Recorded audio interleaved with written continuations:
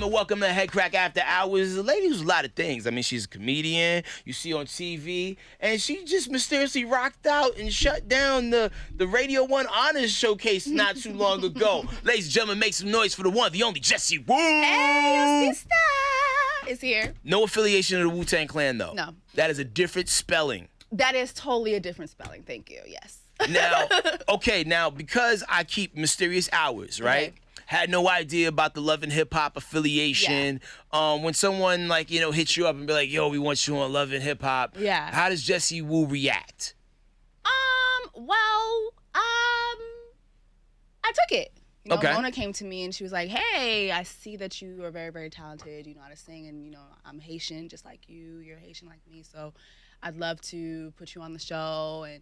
I'd love to highlight your talent and even take a trip to Haiti so people could see Haiti. But, things did not work out that way. So thank you for the opportunity. I won't be going back. Really? That's most people's take from Love and Hip Hop. Yeah. It sounds like a great idea. Yeah. I'm going to come through and I'm going to show how I could really represent for my culture and whatnot. Right. And then next thing you know, I hate it and I'm never doing it again. Yeah, no. I think if you really are real, if you're a real person, and you don't like the whole, hey, we're gonna do this, and you go in here and you have to talk about this, talk about that, and this is what's gonna happen. It's just not real. Mm-hmm. So it's for me, I just was like, yeah, no, I'm good. Now, were you a person who ever had a problem being transparent per se? Because some people like to protect certain people around them. I don't want you to know who my boyfriend is or all that. Everybody who's followed Jessie Woo for the last 2.5 years, I started off on Instagram. Literally, people don't know I went to school for journalism. I have a master's degree in mass communications, but I was broke on food stamps, about to lose my apartment in New York, and I started just making jokes online to relieve my stress. So I told people from day one who I was. I've never been ashamed of being transparent. You know what I mean? So I think Love and Hip Hop, things like that, it's great. But the thing, your transparency can be weaponized against you. Mm-hmm. And that's what I don't like about it. Now, what was the tipping point for you? So you're on Instagram now, you're telling jokes, you're building a following. Yeah. Because people love comedy, they love sharing comedy. Mm-hmm. So when did you get that first booking or that first opportunity that changed everything? I think I would get a lot of Haitian bookings, a lot of, jokes at my wedding, sister, stuff like that. But I think what changed for me was when I got my job at BET. So it was fall 2017. So I started telling jokes online in the summer, and then I got a job at BET. But it's so funny, my Tanya Hoffler, who hired me to be a journalist at BET, didn't even know me as a personality. She saw me somewhere telling jokes. And then she's like, "Oh my gosh, I would love for you to be on the show I have on BET." I was like, "Yes, I want to do it." She's like, "Well, it's a journal." I'm like, yeah. She kept telling me all these things about it. I was like, "Girl, I'm ready. Yes, I can read teleprompter. Yes, I can write stories. I can do it." And that's when things kind of changed. And then I started doing red carpets, and I started doing movie sets and meeting directors and actors, all these people that I've admired my entire life. So that's when things changed for me. And I was like, wow, not only am I being funny, but I'm actually using my schooling, and I get to do all these things that I've always wanted to do. A lot of people go to journalism school or get degrees in journalism and never get to use it. Don't go anywhere. Yeah, I tell people all the time, they want to get in the radio. I'm like, don't go to journalism. Don't go to school. Because they're going to teach you how to do things a certain way. Either you got the raw materials there or you don't. Exactly. But I'm going to tell you this, while I was at BET, I would see a lot of influencers come in and they couldn't read teleprompter. They couldn't write a story. They couldn't write an introduction. They couldn't. So I'm like, don't go to school for it, but my schooling helped me be ahead of the curve. So maybe you should at least get some type of training in it. Absolutely. So. Now that makes sense. Yeah. So now that you're floating around in Hollyweird, right? Because you are based in Cali now, right? No, I'm in Jersey. You're still in Jersey? Yeah, I'm in Jersey. So you working class, Yeah. No, I came from Hollywood last week. So you know how we do. We're always traveling. But my apartment is in New Jersey. Literally, I'm in Jersey. You're paying that toll. I'm paying that toll. What is it right now? Last time I checked, it was $17. It's $15. It's $15 still?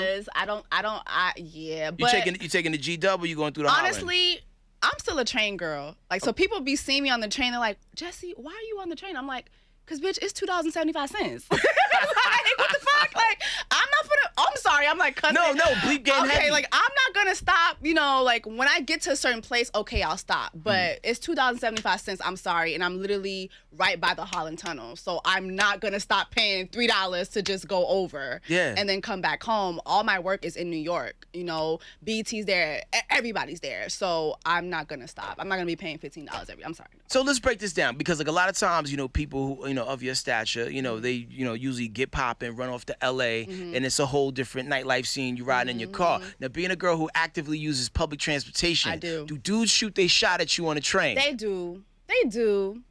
Like, what is the craziest thing that somebody try to throw at you on the train, line-wise? They start singing and shit. I've had people sing, like, especially now because I have an EP, they'll be like, oh, them scratches on no, like, you know, they'll start singing. I'm like,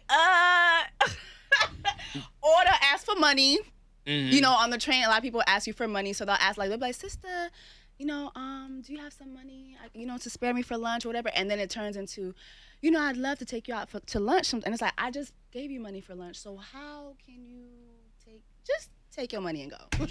You just GoFunded me like a lunch date. That's crazy. So they do, but it's fun. It's always fun. Word. So out of all the hustles you have, and like, once again, I was completely blown away when I saw you rock At Black Music Honors. Yo, because here's the thing. Like, you know, first time I got a chance to personally meet you, I believe, was Power at Star Power Live Star with Will Live. Packer. Shout out to my man Zilla Valentine. Yes. And yo, raw talent. You're great at that. Thank you. But to see you come through on stage And sing. choreography, you're singing live. Yeah.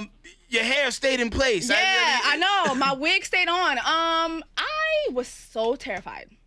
You couldn't tell. So terrified because, you know, a lot of people don't know this, but I don't know if you remember, but Rickey Smiley, he kept messing up. So they kept having to re-record my introduction. So while this is happening, like, I'm feeling like I'm gonna shit on myself because this is my first time singing on a national television, you know, production. And a lot of things people don't know too is, like, we didn't have time to rehearse.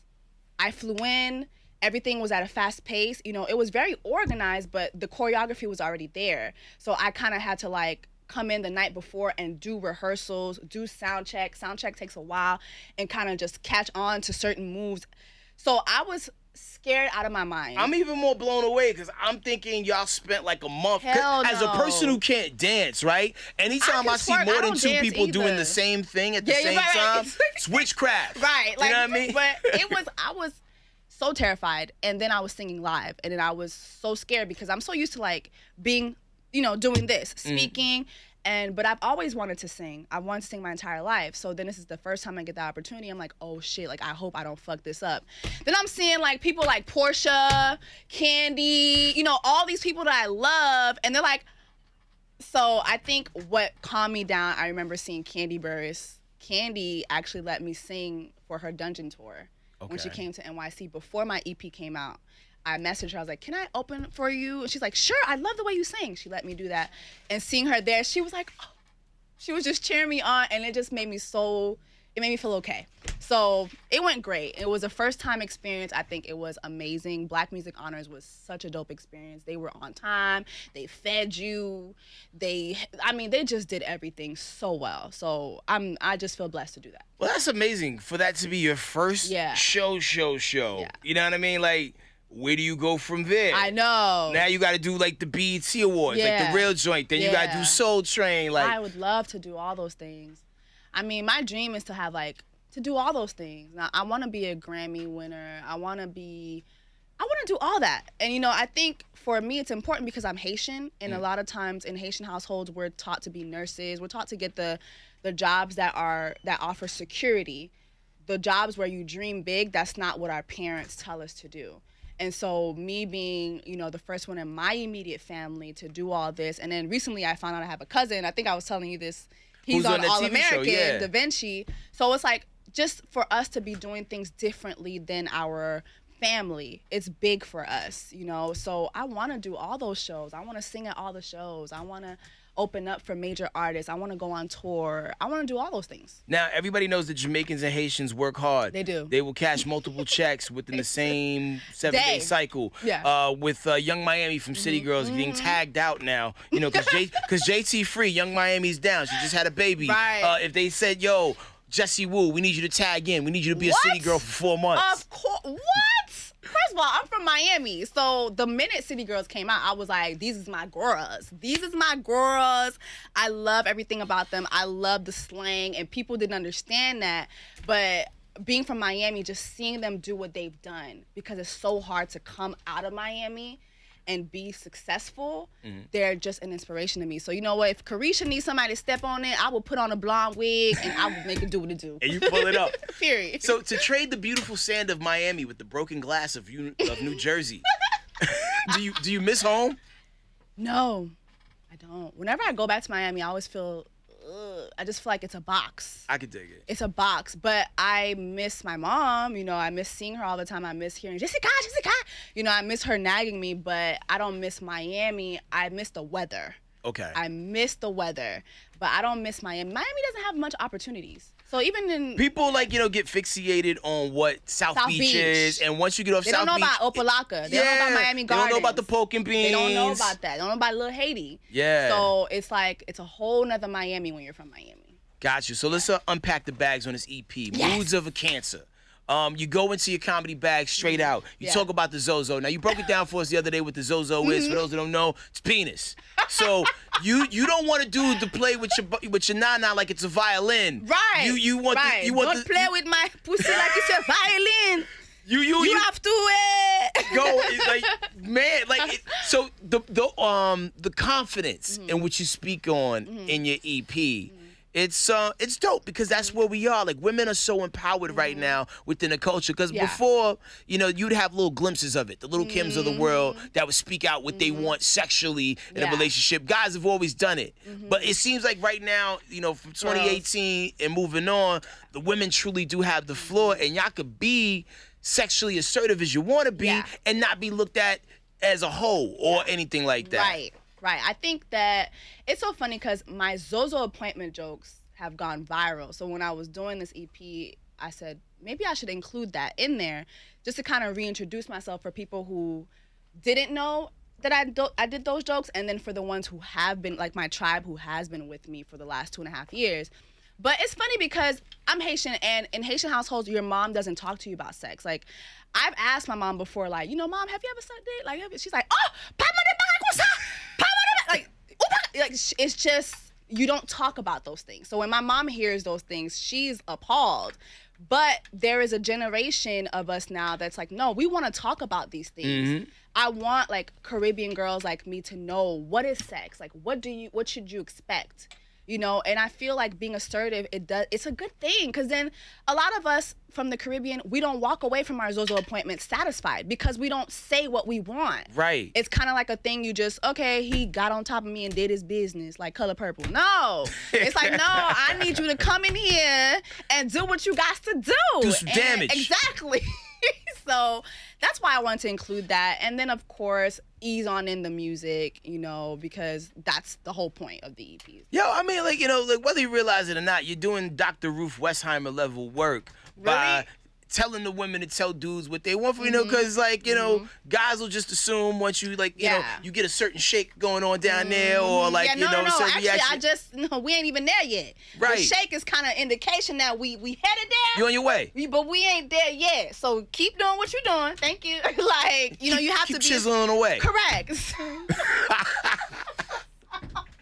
So that's what the whole Zozo appointment is all about. Is just being just transparent about what you want as a woman. And I feel like that's been a big struggle even for me, telling a man, like, this is what I want. I'm not happy with this. Like, I need you to do this, that, and the third. So I want all my sisters to be assertive as well. Now, how many celebrity Zozos have you seen in your life? I have not seen any celebrity Zozos, actually. I'm just really not that active, which is so funny. Gotcha. So, but like, no one's shooting their shot in the DM, You know what's crazy? Niggas respect me. That's what's up. Niggas respect me. And it's like, even if I try to be a little, like, hoish, they still respect me. And I'm like, damn, like, I wish one of these niggas would kind of just slide up on me a little bit, like, be more aggressive. But niggas respect me, and I think I should be thankful for that. Yeah. Because, I don't want to be out here looking like certain people who crashing cars at night and wrecking homes during the day. Fleeing the scene? Right. So I think it's a good thing. But I haven't seen any. I'll keep you updated. No, you don't have to tell me. Like, He's like, no, you don't have to. yeah, like I just wanted to know because I would imagine being as assertive you are, like people are interested in finding out. No, everybody respects me. Everybody's always like, "Hey, when can we work?" Actually, like the guys that I would think would be disrespectful, like, "Yo, I love your EP. Like, do you want to do a song?" Like, they literally approach me like that. So I'm like, "Oh, okay, cool. I'll take that. I'll find some Zozo somewhere else." Now, are you one of the type of people that you get like a bunch of Zozos in your DMs and like you and your homegirls like gather around and chuckle at them? Oh, we chuckle. We dissect every vein. Not every vein. We dissect every vein. We dissect everything from the ashy ones. And the thing about you guys, you do a lot of, well, let me not say you, but a lot of dudes out there, like, y'all are not mindful about the Zozo pictures. You know what I'm saying? Like, lotion it up a little bit. You know, a lot of times it's ashy. And that's just not nice. Or we see your crusty toes, you know, below the Zozo. Or we see the turd in the toilet bowl that you forgot to flush before you took a picture of your Zozo and you sent it. Like, it's just, y'all don't think. Meanwhile, us girls, when we take pictures, we make sure the lighting is right, the angle is there. Like, we breaking our backs to send you the pictures. Yeah, it's important because, like, you gotta doll stuff up. You know what I'm saying? Because, like, not everybody, not every female's joint is photogenic, if you know what I mean. True. But we still are more mindful. Men, they just send whatever. It's like, sir, like, clean your tub. Like, my God, there's a lot of crust there. Where's your headboard? You don't even have a headboard? Like, we just notice a lot of things in the pictures, and y'all just, men just do better with the Zozo pictures. Now, what if somebody sent you one that had doll clothes on it? Would that impress you? Got like a little Ken doll jacket on it. I mean, it would impress me maybe if it was white. I mean, I don't think a black guy would send that. It'd be weird. You put like a little Yankee fitted. No, no. Just to identify like he's from New York. Don't send me that. Don't send me that. Cats gotta get creative, I guess. It is what it is. So I know, like, with a project, all your songs are like children. It is hard to say which one is your favorite, but if you had an opportunity to play like one song for the world, like someone handed you the aux chord at the Super Bowl, and you can only hear one Jessie Woo joint at the Super Bowl, which joint you playing? Fill Me Up. Okay. It's the first song on there, and I mean, it's my favorite. It's my baby because it was the first song I wrote in like 4 years, and I didn't know I was gonna have an EP. So I just was writing. Wait a damn minute. Yeah. You're moving that pen on all those songs? Oh, yeah. Who else you wrote for? No, I've never written for anybody. But, well, actually I have. I had a lot of songs that I did in Miami that got stolen from me. But that's a whole nother interview. Oh, let's put them on blast. Who stole your songs? Let's go. That's a whole nother story. Let's air them out digitally. Let's hit them with them digital darts. I'll say that for my E True Hollywood story. But, okay, it's coming. Okay, but no, that literally Fill Me Up, Pick Up the Phone, and Make It Last, I wrote alone. Okay. Trap Phone and Unattainable, which you love. Trap Phone was written by my friend TJ. Unattainable, we co-wrote on that, but he wrote most of it. And then Vacation, I co-wrote with someone, with DJ Swanko. Okay. So, so I moved my pens now. I moved my pens. And this is an independent release. You did this on your own grizzle. Yo, listen, man. Only thing missing behind your move, because the songs is there. Yeah. Only thing missing is just your song landing in the right commercial. Yes. The right flat tummy T model twerking to it in the background. Vacation is a song that is so great because, like, it's R&B, compa, which is Haitian music, and then you have a little bit of even EDM, a little bit. So I feel like it's a song that can go everywhere. And then you have songs like Unattainable, which is just, it's a good feeling. It kind of gives you like Aaliyah Rock the Boat. And because of the type of damage you talk about doing in the crib on Unattainable, I feel like there's a crossover promotion with IKEA that maybe we're looking over. We're gonna destroy all the IKEA furniture. Listen, you got to buy some more. I'm saying. I need you on my PR team. No, I'm down. You definitely got a fan of me, yo. I'm glad we connected. I'm glad I got to see you. And everything was so organic. You know, sometimes people throw things down your throat. Like, I do this, I do that. Like, no, like, I just randomly discovered you being dope multiple occasions. Thank you. I appreciate it. So you keep that rocking, Jessie Woo. Thank you. I mean, next up we have Pick Up the Phone. Okay. So that's the next one that I'm doing a video for, but I do think Unattainable will get a video too. I'm here for all of it. She's doing her own choreography. I'm doing my own. She's writing her own lyrics. I'm securing my peg. My wig is secure, honey. The makeup is laid. You did your own makeup too? I did it today too. She's one man army, one female army. Period. Woo. Jessie Woo. If people want to follow you, where do they go? The Jessie Woo on all social media platforms. Yo, and pick up the album. It's an EP, Signs of a Cancer. It's out right now. It costs you no time to stream it and just hit hard save on your phone. Yes. Like, what are you doing? Moods of the Cancer on all platforms. All right, yo. Thank you. Jessie Woo, Headkrack After Hours. Ghost.